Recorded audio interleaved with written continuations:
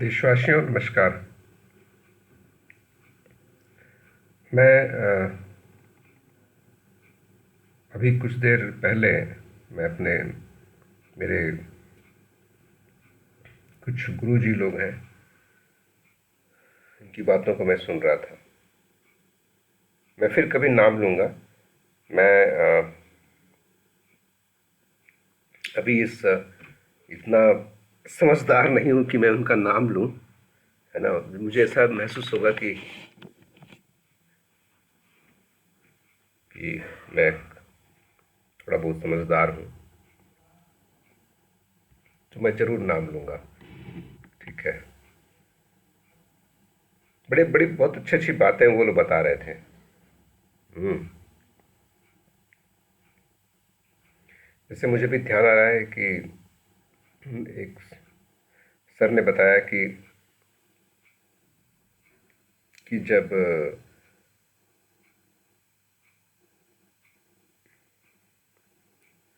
स्वर्गीय श्री राम मनोहर लोहिया जी का डेथ हुआ, तो उन्हें कहा था जब मरूंगा तो मेरे पे ज़्यादा पैसा मत खर्च करना। तो उनको उनके शरीर को ना बिजली वाले वो विद्युत वाला जो होता है जलाने के लिए, उससे उनको जला दिया गया था, है ना। उस पर 13 रुपये कुछ पैसे खर्चे आए थे, 80 पैसे। वो एक बात।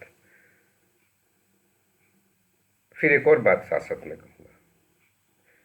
देखिए, कभी कभी मैं कोई बात अगर कह रहा हूँ तो ऐसा नहीं है कि वो बात सबको पसंद आएगी।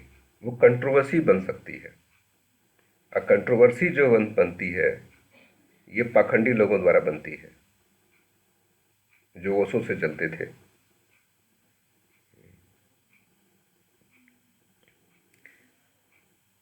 जो समझदार है, जो पढ़ा लिखा है, वो हमारे बातचीत को, वो मेरी बात को पहले तौलेगा, अ, वो चिंतन की कसौटी पे, सत्यता की कसौटी पे तौलेगा, लॉजिक की कसौटी पे, तर्क से देखेगा कि हाँ क्या है। मैं इतना तर्कशील नहीं हूँ। मैं मैं बस यहाँ पे आ करके मैं कुछ ना कुछ सीखता हूँ। मैं इस प्लेटफॉर्म पर आया हूँ कुछ सीखने के लिए। मैं जब बोलता हूँ मुझे पता है कुछ लोग सुनेंगे तो कैसी कैसी बातें करेंगे मेरे बारे में। तो मैं उस अपने आप को इस उम्र में भी अपने आप को ज्ञान देने के लिए, अपने आप को कुछ पाने के लिए मैं ये काम कर रहा हूँ। मेरा मतलब ये नहीं है कि मैं किसी को समझाने आऊँ। हाँ, मैं खुद समझदार नहीं हूँ तो मैं क्या समझाऊंगा दूसरों को। तो मैंने देखा कि मैंने एक तरीका निकाला अपने आप को समझाने के लिए कि ये जो तरीका है अपने आप को समझाने के लिए ज़्यादा बेहतर तरीका है, जिससे मैं समझ पाता हूँ। तो यही मैं जान पाया हूँ। मैं ये बेसिकली अपने आप को ही ये समझाता हूँ मैं। हम्म। तो मैंने देखा क्या, मैं कैमरे में देखने की कोशिश कर रहा हूँ, कैमरे में, क्योंकि आंखें जो बीच बीच में जो इधर उधर होती हैं तो दिक्कत आती है। हम्म। आप जरा सर्च करिएगा। एक राजा रवि वर्मा, राजा उपाधि दी गई थी उन्हें, रवि वर्मा। उन्होंने शायद 1800, मैं सन गलती हो सकती है क्योंकि कहीं मिला नहीं, मैं ढूंढा, कोशिश के लिए। 1856 में पहली बार उन्होंने देवी दुर्गा की तस्वीर बनाई थी। यानी कि देवी दुर्गा तस्वीर यही करीब करीब 200 लगभग साल, आप गिन लीजिए, मेरी मैथ थोड़ी कमज़ोर हो सकती है, के आसपास की है। उसमें आप तमाम लोगों के तस्वीरें देख लिए तो हमने देखा कि कबीरदास जो थे वो निर्गुण की उपासना किए। मतलब ऐसा कोई शक्तिशाली, कोई ऐसा ऐसा शक्ति, जैसी नेचुरल पावर जिसका कोई आकार नहीं है ना। तो एक से एक गुरु रहे, रविदास जी रहे, तमाम गुरु जो जो यथार्थ और तर्क कसौटी पे जो लोग सही हैं, मैं उनकी बात करूँगा। मैं ऐसा नहीं मानूंगा कि, कि कहानियों में कि जो बड़े बड़े कहानियों में कुछ लोग ऐसे अवतार हो जाते हैं जिसमें पिता का नाम तो होता है लेकिन वो पिता से उनका कोई वास्ता नहीं होता। मैंने शुरू में कहा था कंट्रोवर्सी, ठीक है, मैं कंट्रोवर्सी में पढ़ के मैं अब बात आना चाहता हूँ कि मैं वीडियो कुछ अनकट बनाऊंगा। मैं ऐसा नहीं कि मैं एडिट करूंगा, क्योंकि मैंने खुद कहा कि मैं अपने आप को सीखने के लिए मैं किस तरह से अपने आप को प्रेजेंट कर रहा हूँ। हम्म, तो अ, तो ये है कि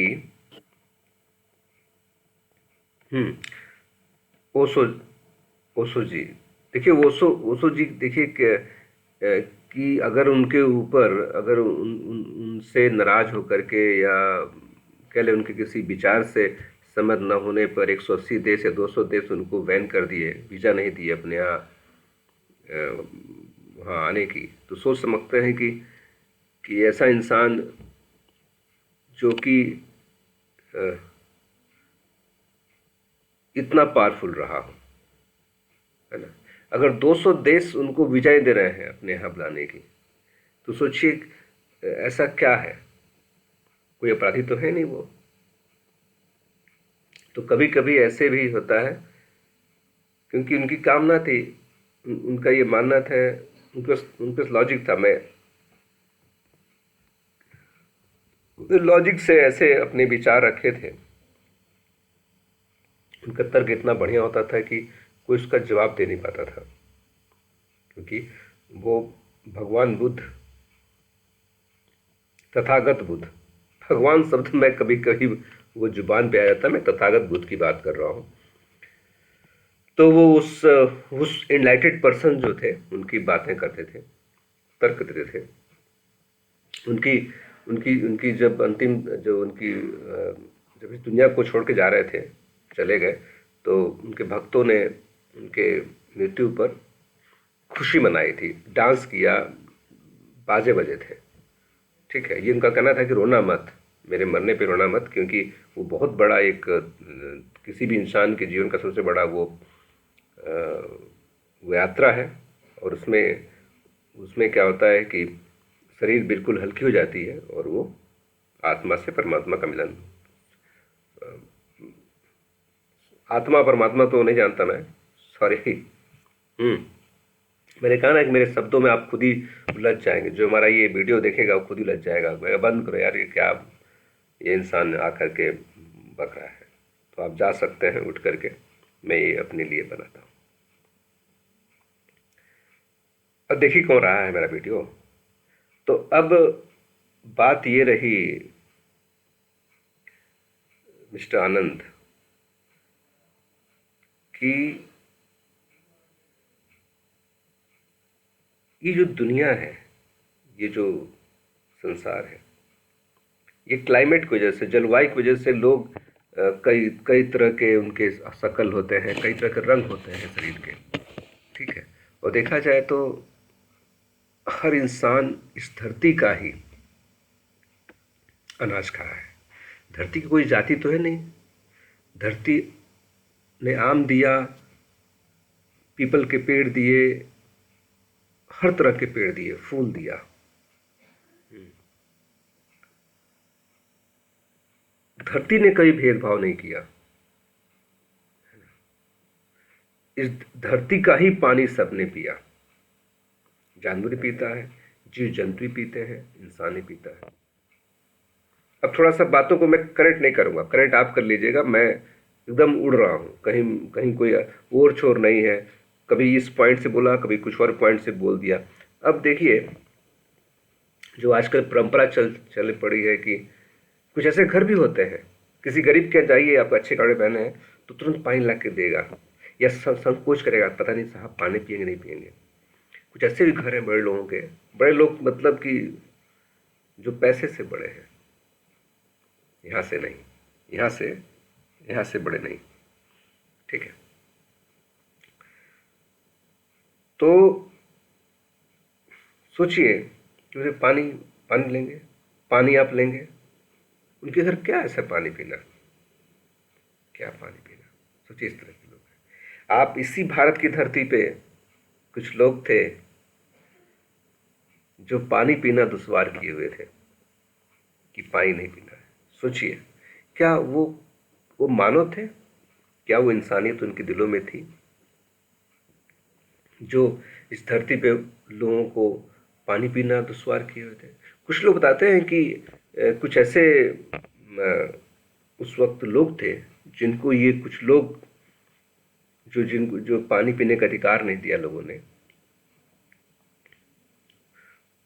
वो गंदे पानी पिया करते थे, नालियों के पानी पिया करते थे, ऐसा कहते हैं लोग। अब मुझे सच्चाई नहीं पता, मैं यहाँ जो बातें कह रहा हूँ वो सुनी सुनाई बातें कर रहा हूँ। अब बात ये होगी, कुछ लोग क्वेश्चन करेंगे यार सुनी सुनाई बातें क्यों कर रहे हो? तो आप बताइए कि जब पानी पीने का अधिकार था ही नहीं तो पानी कौन सा पीते होंगे वो लोग? अच्छा, एक समय की बात है जब बाबा साहब भीमराव अम्बेडकर नहीं पैदा हुए थे।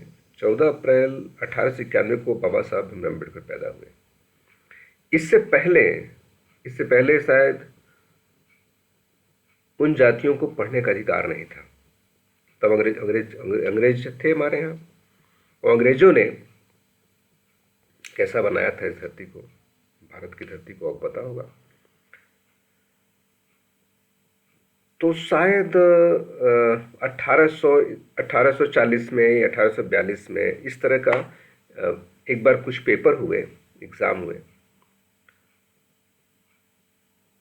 और वो उस वक्त के भारतीय सारे पेपर में फेल कर गए, कोई पास नहीं कर पाए। उस वक्त से वहाँ से शुरुआत हुई कि थर्ड डिवीज़न बनाया जाए। तो आप बताइए कि जब एक पर्टिकुलर जाति के लोगों को पढ़ने का अधिकार नहीं था, और 1840 1842 बाबा साहब 1891 में पैदा हुए, उससे पहले देखिए कुछ लोग तो ऐसे भी प्रोफेसर बन गए कि जिनको कुछ आता ही नहीं था, और वो आज वो लोग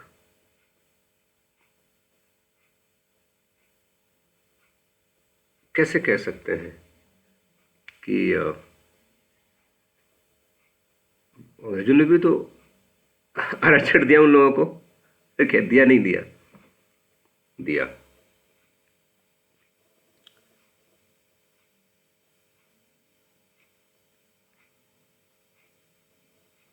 तो ये बातें मैं बिल्कुल, आप इन बातों को अपने हिसाब से इंटरप्रेट कर लीजिए, अपने हिसाब से इसमें और चीज़ जोड़ लीजिएगा। मैं छोटी छोटी बातें करता चला जाता हूँ। मैं धरती की बात भी किया कि धरती धरती पे देखिए कि सब कुछ नहीं होता है, फिर भी आप लोग कहीं ना कहीं ये जात पात में उलझे हुए हैं। जाति पात में आप वो एक तरह से अपने आप को कैसा बना लिया है। आप कोई बिजनेस करते हैं तो क्या उसमें जो आपके बिजनेस में जो लोग पार्टिसिपेट करेंगे या कोई सामान लेने आएंगे, आपसे खरीदने आएंगे या कोई काम करेंगे, तो आप उसमें लिखेंगे कि नहीं इस जाति के लोग नहीं आएंगे? चलिए ठीक है। अच्छा, और बातें कर लेते हैं। अगर जो फॉरेन कंट्री के जो लोग हैं, सपोज करिए एलॉन मस्क कोई बिजनेस लेके आते हैं, एप्पल कंपनी कोई बिजनेस लेके आती है, या बिल गेट्स कोई कंपनी यहाँ शुरुआत करते हैं, तो वो नारियल फोड़ेंगे, शनि महाराज को दीपक जलाएंगे, वो तो कहीं बिजनेस कर लेते हैं। लेकिन यहाँ पर हमें डर दिखाया जाता है। तो जब इस तरह की हमारी सोच रहेगी, समझ रहेगी, तो हम कहाँ से अपने आने वाली जनरेशन को एक अच्छा नॉलेज दे पाएंगे? कहाँ से दे पाएंगे? नहीं दे पाएंगे। आज कुछ कंट्री की बात करिए, कुछ देशों में आप देखिए कि वहाँ पे गृह युद्ध चल रहा है। अपने देश में देखिए कि कई तरह की लॉबी बनी है। गाड़ियों के पीछे देखिए कैसे कैसे सब लिखे रहते हैं, ये ब्राह्मण परिवार, जायसवाल परिवार, समथिंग समथिंग XYZ। तमाम तरह की चीज़ें हैं। इस पे बात, ये सब क्या है? ये सब अज्ञानता है। हम्म। आप जब कोई ज्वलन समस्या उठाते हैं तो आपको हिट किया जाता है, आपको हिट किया जाता है, आपको टारगेट किया जाता है। और हमेशा सच्ची बात कड़वी होती है।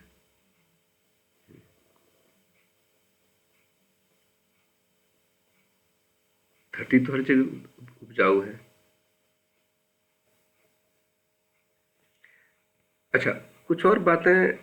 अ, अब रही बात, अब थोड़ा सा बात कर लेते हैं। अच्छा देखिए, आज जो हमारे देश की, आप देखिए करप्शन, करप्शन कौन कर रहा है? करप्शन वो रिजर्वेशन लोग कर रहे हैं जो रिजर्व के हैं। आज देश आगे देश कब से इनके हाथों में है। देश इतना पीछे क्यों है? देश इसीलिए पीछे है कि जो अंधविश्वास और जो चीजें हैं उससे देश पीछे है। 5,000 वर्षों से और पहले की बात कर ली, इतने ही पहले की बात की जाए, जब वो एक एक एक पर्टिकुलर एक वर्ग के लोगों को पढ़ने का अधिकार नहीं था, तो था ना, 100% आरक्षण था उनके लिए। देखिए, ये मैं जो भी है मैं कहीं ना कहीं सीखा हूँ, और ये आप लोग बहुत आराम से जान सकते हैं जो बात मैं कह रहा हूँ। रिस्पेक्टेड, बहुत रिस्पेक्टेड, आप कह लीजिए कि हाईली रिस्पेक्टेड सर लोग हैं, उनकी बातें सुनता हूँ, उनसे हमें ये चीज़ें मिलती हैं। तो ये क्या है? ये ये सब क्या है? पढ़ने से नहीं दिया गया कि तर्क करना जान जाएगा वो आदमी, तो हमारा बिजनेस चौपट हो जाएगा। आज भी जो कुछ जो भगवान के नाम पे या किसी के नाम पर जो कुछ ठेकेदारों का आरक्षण है, वो आरक्षण तो है, उसमें बैठे हुए हैं। आज महिलाएं हैं भारत में कि कुछ कोई पर्व है, कोई त्यौहार है, तो वो उससे पूछेंगे उस पर्टिकुलर आदमी से कि कैसे मनाना है, उसको क्या करना है। तो ये अंधविश्वास है। ये मेरा चैनल जो है वो ग्लोबल कंसर्न है। ग्लोबल कंसर्न का ये मतलब नहीं है कि ग्लोबल जो पूरे वर्ल्ड की बात हो। मेरा मेरा अपनी एक थॉट है, रख लिया नाम। आपकी बात, आप जो कह रहे हैं वो ग्लोबल कंसर्न बने, ये ग्लोबल कंसर्न का मतलब है। ठीक है?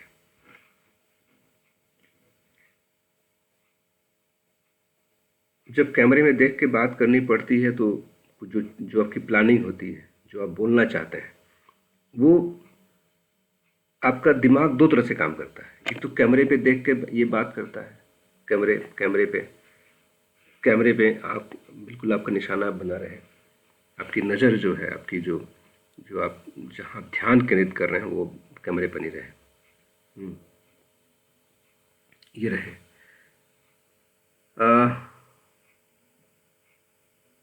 दूसरा दूसरी चर्चा ये करनी है कि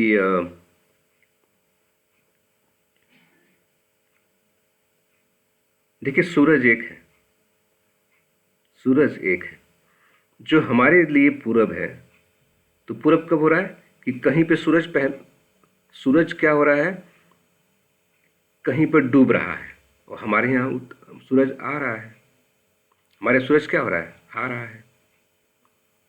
कहीं डूब रहा है तो कहीं आ रहा है। तो उस देश के लिए जहाँ वो डूब रहा है वो पश्चिम है, हमारे लिए पूरब है वो।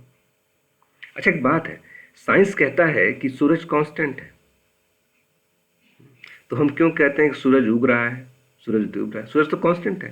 हमारी धरती शायद सूरज से दूर हट रही है, धरती हमारी डूब रही है, और धरती हमारी उग रही है, सूरज की तरफ उधर मूव कर रही है, और धरती सूरज से दूर हट रही है। तो जो हम ये कहते चले आ रहे हैं किताबों में कि सूरज डूब रहा है, सूरज उग रहा है, सूरज पश्चिम में डूबता है और पूरब में उगता है। तो देखिए, ये मेरे थॉट हैं, मेरे विचार हैं, मैं ऐसे ही रखता रहूँगा, और ये दिमाग की उपज ये चलती रहेंगी, और मैं ऐसे ही आ करके मैं खुद को सीखने के लिए बात बोलता रहूँगा। सूरज एक है, सूरज की कोई जाति नहीं है, वो सबको समान धूप देता है, उसकी धूप में ये पेड़ पौधे खिलते हैं। बैटरी ये कैमरे की 10 मिनट होल्ड करिएगा।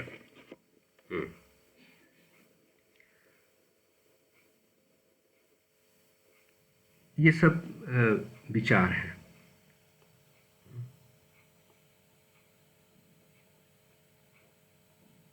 आपको पता है ये अच्छा एक बात देखिए, हमारे हमारे भारतीय रुपए पे सम्राट अशोक का वो चक्र जो लिया, सम्राट अशोक जिसके लिए जाने जाते हैं, कुछ आज देख ही रहे हैं तो उनके चक्र के लिए, क्या सम्राट अशोक के तस्वीर का फोटो नहीं, उनकी तस्वीर नहीं भारतीय नोट पे आ सकती है? इस देश के प्रथम चक्रवर्ती सम्राट थे अशोका द ग्रेट। वो विजयी थे, उनका विजडम था, उन्हें बहुत पहले सोच लिया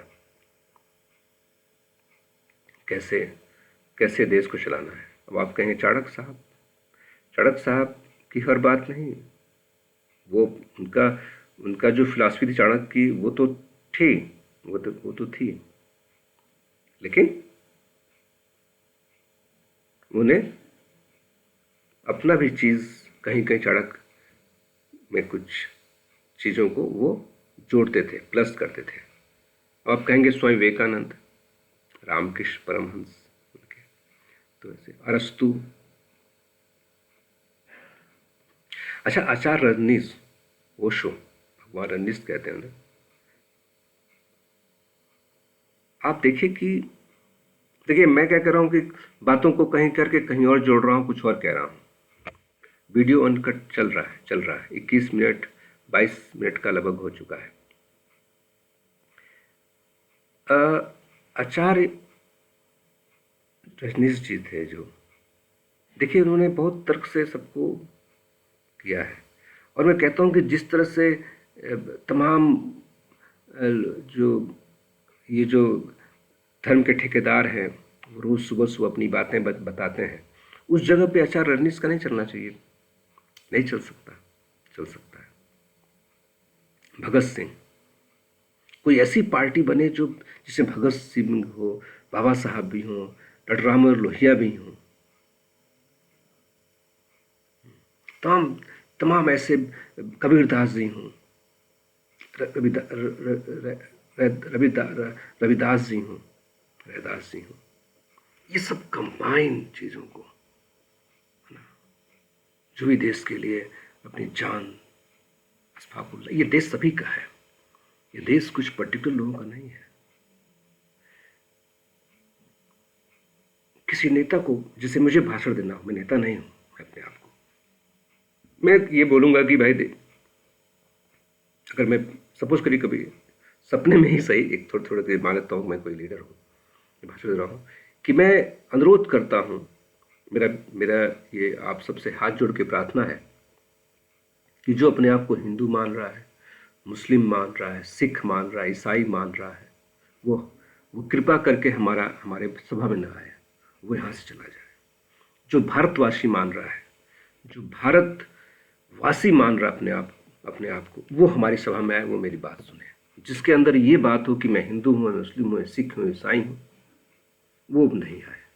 मुझे उम्मीद है कि कोई नहीं आएगा, मेरा भाषण ऐसे ही चलता रहेगा, ये धरती सुनेगी, ये मेरी आवाज़ें, कोई तो होगा, एक आदमी ही सही आएगा। ये आगरे से एक पागल भी आए, अगर वो आगरे का पागल है आ गया, कहते हैं कि आगरा में पागल खाना है, मतलब कोई भी कह दिया जाए, जब मैं एक बात कह रहा हूँ तो मैं भी चाहे वही आगरे वाला ही, तो इसका मतलब है कि मेरे स्केल से, मतलब मेरे मेजरमेंट से वो आदमी करके, हो सकता है मैं ही पागल हूँ दुनिया में, तो मैं स्पीच ऐसा होगा, और सामने की 2-4 कुर्सियां खाली होंगी, उस पर भगत सिंह होंगे, चंद्रशेखर आजाद होंगे, अशफाकुल्ला खां होंगे, हामिद जी होंगे, फ्रंटियर गांधी होंगे, खान अब्दुल गफ्फार खान होंगे, बाबा साहब होंगे, ये देश की पहली महिला शिक्षिका होंगी सावित्रीबाई फुले होंगी, पेरियार होंगे, बहुत सारे लोग होंगे, राम मनोहर लोहिया जी होंगे और कुर्सियां खाए होंगी, बाकी सब पीछे बैठेंगे।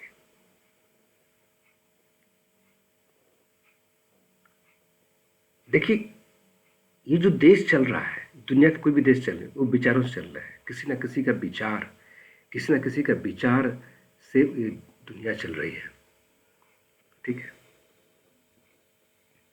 तो ये है,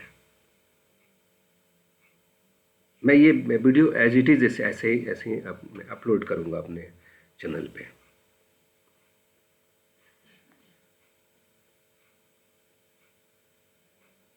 देखिए, इससे पहले तमाम बातें की जा चुकी हैं। अपनी बातों को कैसे कोई प्रभावशाली ढंग से कहता है, ये बड़ा मायने रखता है। ये बड़ा मायने रखता है कि अपनी बातों को कोई कैसे प्रभावशाली ढंग से कहता है। अगर मैं चौराहे पे या सड़क पे कहीं एक्सीडेंट में मर रहा हूँ, मेरा खून निकल रहा हो, उसमें कोई मुझे बचाने चला है, तो पूछूंगा नहीं नहीं नहीं, आप अगर आप हिंदू हैं, आप मुसलमान, आप सिख हैं, ईसाई हैं, या जाति के जो जाति बनी हुई है, तब तो वो नहीं बचनी, जिंदगी बच पाएगी ना। कोई इंसान ही आएगा जिसके जिसके जिसके दिल में इंसानियत हो, वो आएगा, मुझे बचाएगा। डॉक्टर जो होता है वो क्या ये पूछता है कि तुम किस जाति धर्म के हो? ये नहीं पूछता है। अच्छा देखिए, तो ये दुनिया पूरी एक, देखिए आज जो मेरी पत्नी है, या जो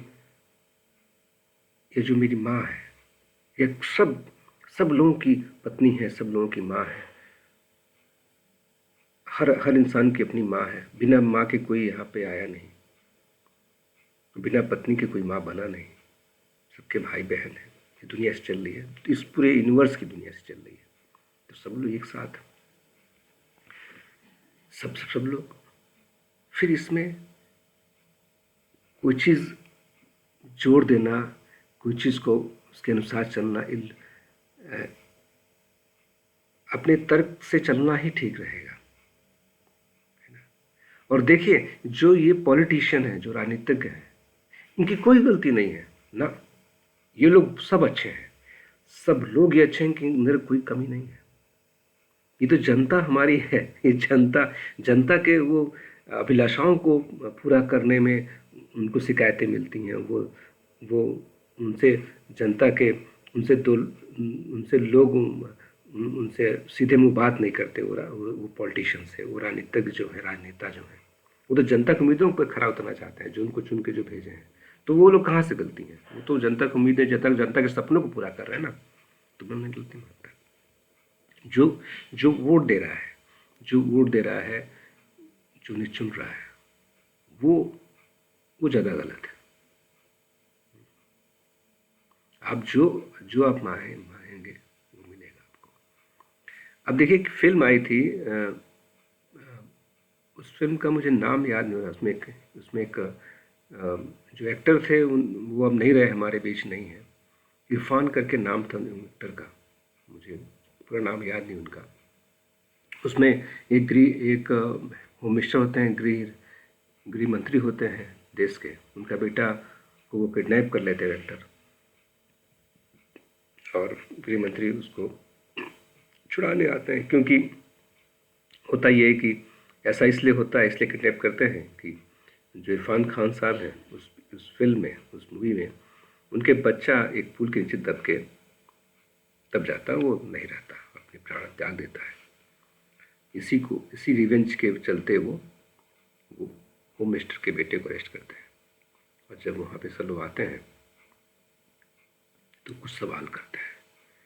मैं उस सवाल के कुछ मेन मुद्दों पे जाऊंगा, मुख्य बिंदुओं पे। वो कहते हैं कि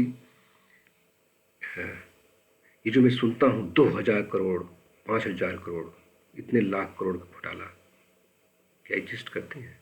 खैर, इसको यहीं पे स्टॉप करिए। ये एक और बात उसमें कहते हैं कि वो पूछते हैं कि सरकार भ्रष्ट है कि सरकार भ्रष्टता के लिए है। इसका कुछ जवाब देते हैं गृह मंत्री। वो जवाब आप मुझे बताइएगा क्या देते हैं। मैं बस इतना कहना चाहता हूँ कि उसमें एक्टर जो जनता से कहना चाहते हैं कि आप सब मिल के रहिए। ये जो राजनेता हैं ये आपको बांट दिए हैं, जाति में, धर्मों में बांट दिए हैं। तो जो इकट्ठे ले रहेंगे तो ऐसी तरह से कोई भी आएगा और शासन कर चला जाएगा। देखिए, सब कोई अपने परिवार को पाल रहा है। ये मत सोचिए कि कोई आके जनता की सेवा कर रहा है। मैं भी अगर यहाँ पे हूँ तो स्वार्थ से हूँ। मैं अपनी बात आप तक या अपने आप खुद को अपने फ़ायदे के लिए हूँ। ये सच है। जिस दिन ये फ़ायदावर निकल जाएगा उस दिन इंसान बन जाएगा वो। तो पता नहीं, मैं स्वार्थी इंसान, मैं स्वार्थी इंसान हूँ। और शायद हो सकता है ऐसी वार्तालाप करते करते मैं निस्वार्थ भाव से कभी हम सब लोग प्यार से, सम्मान के लिए भूखे हैं। सबको चाहिए एक ज़िंदगी, एक लाइफ। चलिए, आज के लिए इतना ही। मैं कुछ अब देखा करूँगा कि कुछ कंटेंट याद रहे, तो कुछ कंटेंट के हिसाब से आपसे बात करूँगा। अच्छा देशवासियों,